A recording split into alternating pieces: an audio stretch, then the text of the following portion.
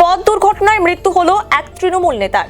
রবিবার রাতে ঘটনাটি ঘটেছে জলপাইগুড়ি জেলার ময়নাগুড়ি ব্লকের টেকাটুলি এলাকায়। মৃত ব্যক্তির নাম জগন্নাথ দাস। তিনি তৃণমূলের বুথ সভাপতি ছিলেন বলে জানা গিয়েছে।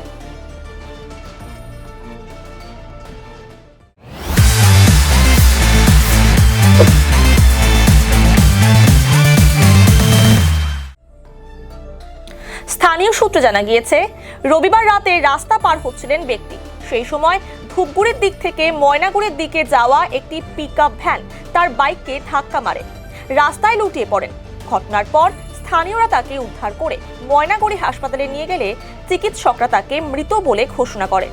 এই ঘটনায় শোকের ছায়া নেমে এসেছে এলাকায়। পুলিশ মৃতদেহ উদ্ধার করে ময়নাতদন্তের জন্য জলপাইগুড়ি সুপার স্পেশালিটি হাসপাতালে পাঠিয়েছে। গোটা ঘটনার তদন্তে পুলিশ। আসলে কালকে আমাদের ৩৩ নং জাতীয় সড়ক পার হওয়ার পথে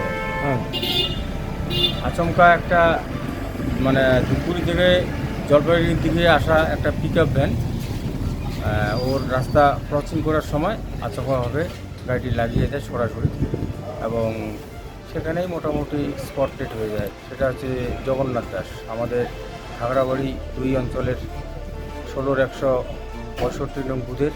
উনি তৃণমূল কংগ্রেসের বুথ সভাপতি ছিলেন। এ নিয়ে আমরা গোটা এলাকা একটা শোকচ্ছন্ন অবস্থায় আছে।